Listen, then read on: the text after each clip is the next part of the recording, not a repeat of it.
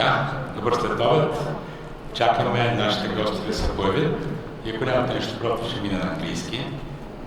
За да, понеже Дигиталната коалиция е неправителствена организация, пестим от преводачи. Ще спестиме един час.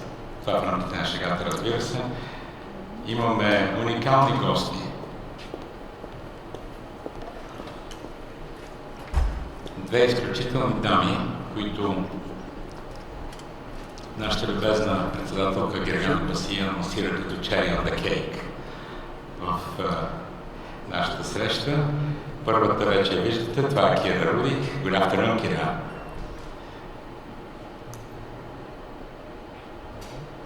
Надявам се. Hello, thank you so much for having me. Hello, good afternoon. Are you in Kiev?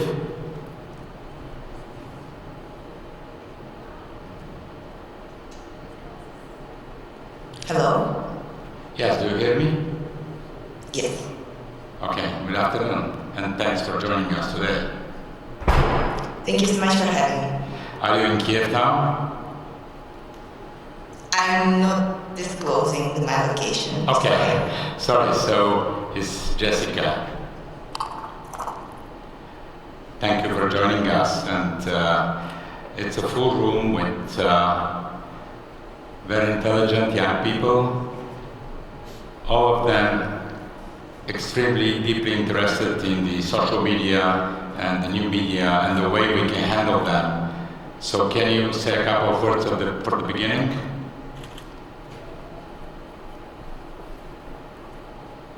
Absolutely. Can I start? Absolutely, yes. It's your turn. Hello everyone, I'm Kira Rudik, member of Ukrainian Parliament and leader of the Liberal Party Golos. I also serve as the first vice chair on the Committee of the Digital Transformation.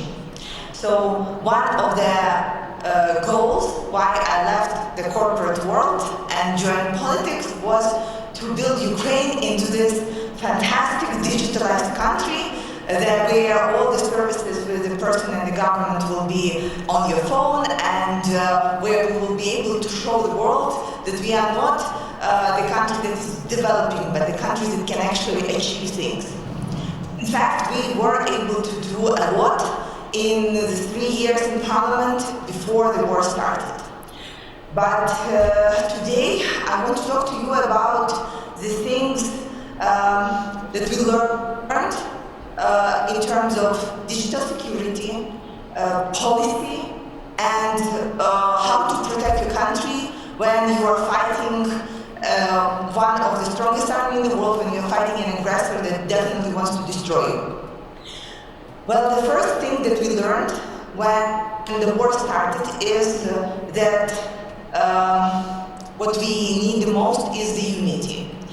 And it is critically important that society and every single member of the society understands that the informational warfare is as critical and as important as the actual warfare, because the influence that the thoughts, that the narratives have influence on the morale of the army, have influence on the support of the international partners, have influence on every single moment of people's lives, on the amount of volunteers that are coming to the front, on the amount of money that people are sending to support our army.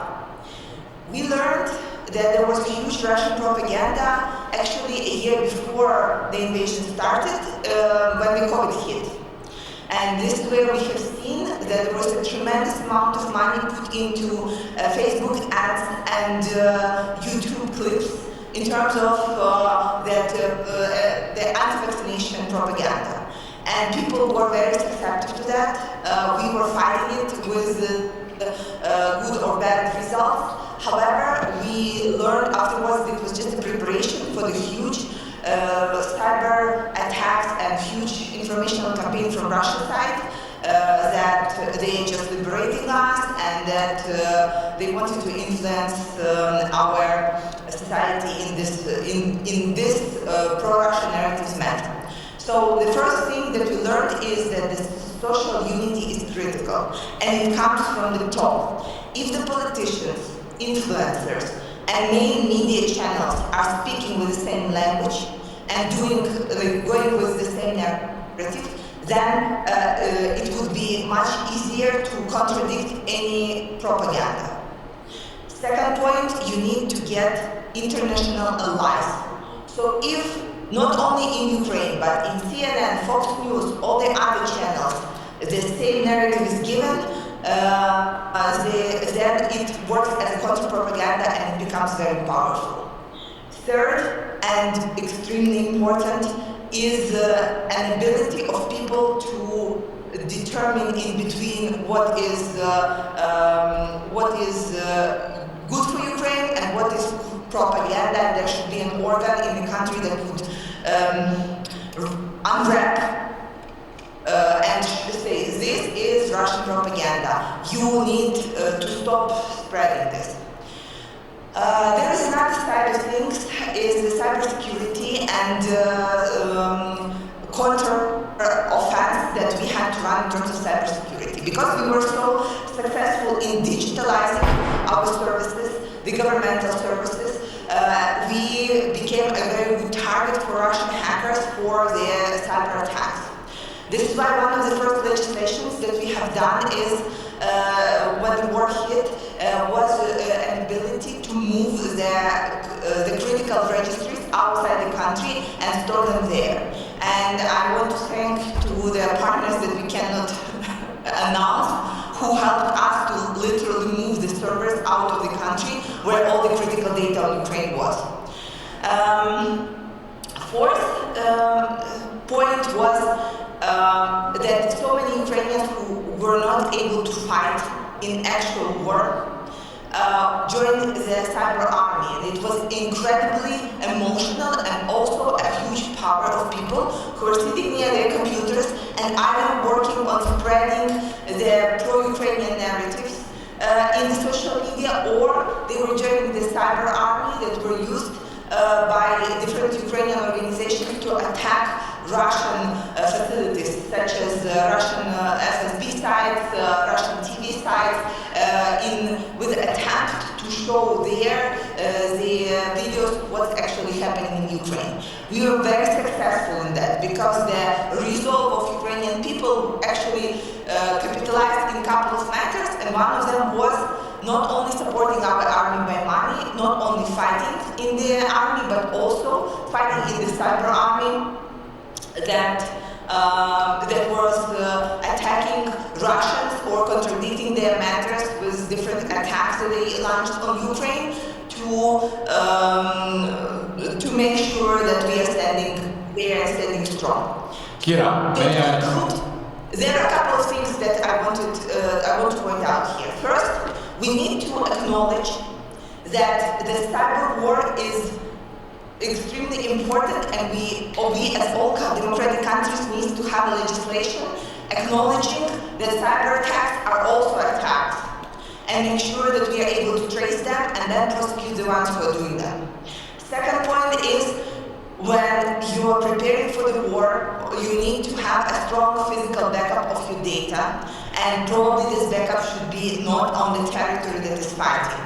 And the third point, the unity of people is extremely important because it's the baseline for every propaganda or counter-propaganda activities that will be launched. Kira, we understand that most probably you're the best professional in the world now because you are in the situation of war, cyber war, military war, so you have a lot of experience. But what is the ratio between the cyber or technological actions you take during this war and the content management? Because the cyber fight is one side, but on the other hand, you should have all the time proactive content in order to cover the propaganda from Russian side. Yes, so this is where again the unity comes to play. We made a commitment as politicians, as influencers and media experts that we will be spreading the information that will be given to us by the Ukrainian military force. and this we will not use any other information other from the checked resources, and we will check everything that we are spreading, every news or every narrative with the Special Forces PR team. It was critically important because they were, especially at the very beginning when they were hit of the target by Russian missiles, people would go there and say, the Russian target hit this street, which was actually working as support for Russian missiles, because they said, okay, so we did well. So right now, like after months of that, after a couple of statements from our generals, we are not doing it anymore, and we are checking everything on every single step of what we are spreading as the information. And mostly it comes from our military forces, they are reporters, and then we are spreading it. And it's mostly same thing that every country at war should be doing. We are talking about how good our forces are. We are talking about how good our partners are that are supporting us with finance, with weapons, and what we need there. And of course, we are talking about the crimes and how evil our enemy is, and how big they are, and how we're going to win. I think this strategy hasn't changed since the very old wars 2,000 years ago, but this is what works, and this is what we continue doing. You said you were well prepared long before end of February this year, but did you have any surprises when the war started, the normal, the real, the physical, the military war started? Do you have any surprises during the fight online with the propaganda? Yes, well, absolutely.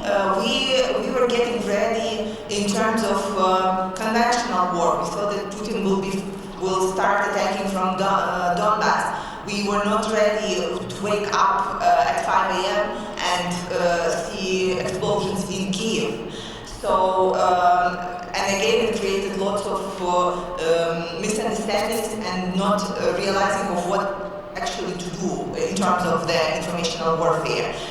Main question and main surprises that I found on the external, on the international arena.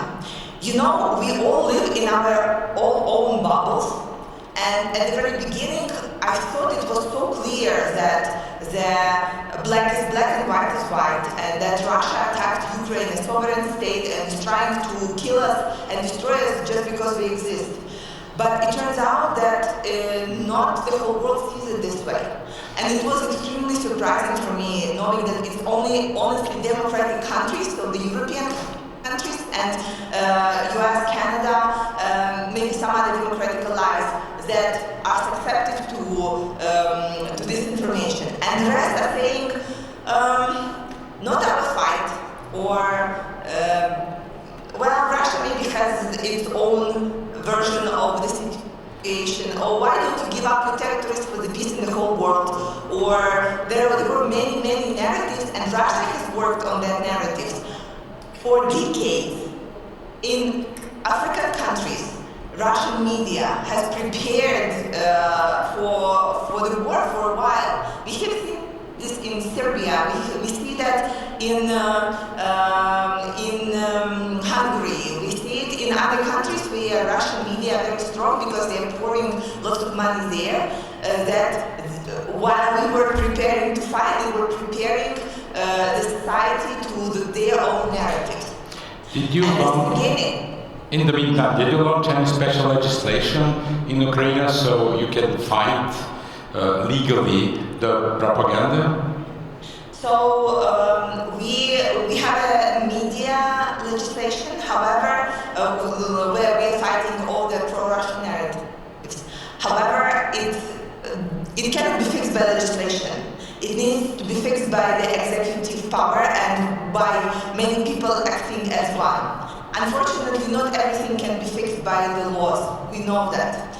But it can be fixed by understanding how important and how critical it is for the country to speak with the same voice. And it not only goes to Ukraine, but for every country that supports us, where all the journalists, media experts, PR experts need to understand stand to the fight that we are fighting and be able to tell the truth and explain what is going on. Because the first war that is important to win is the informational war. It's amusing. And informational war not only in the countries that support us, but in the countries that do not support us. What you say is a real music for our ears because we are on one and the same page entirely. Let me ask you my final question. Oh, we know how the military war will end, or the operations will end, and we wish full of success to Ukrainian army. But how the cyber war will end? Do you have any prediction? Because the military operations will finish, but the cyber environment will remain. We will be able to create a system where different countries will be supporting each other. You know, it is critical that right now when we see how ineffective the previously set up security systems were, we see how ineffective are international organizations, we see how many questions are to the speed and effectiveness of those. And I do believe that when the war ends, when we win, we will have to face the challenges of how the world will look like and how the security systems in physical way will look like, how the international organizations that support peace would look like, and also that will include a strategy for the cybersecurity, where I believe the democratic countries with their unity and supporting each other and working together will be able to fight evil. Look, we do remember how Russian hackers were intercepting with the US elections. United States know that this is a real threat. We know what they are doing and will continue doing in terms of Chinese attacks here and there on the banking systems. So what do we do to contradict that? And I do believe that the main and critical lesson that all of us learned since Putin attacked Ukraine, that the only way to stand up to him is the unity. And it goes with military, it goes with international support, and it goes with cybersecurity as well. Kira, one day Ukraine will be entirely free and we will come to Kiev to witness this. But until then, дякую дуже. Slava Ukraini, and hope to see you, all of us, we hope to see you in person very, very soon. Thank you. Thank you, and glory to Ukraine. Thank you.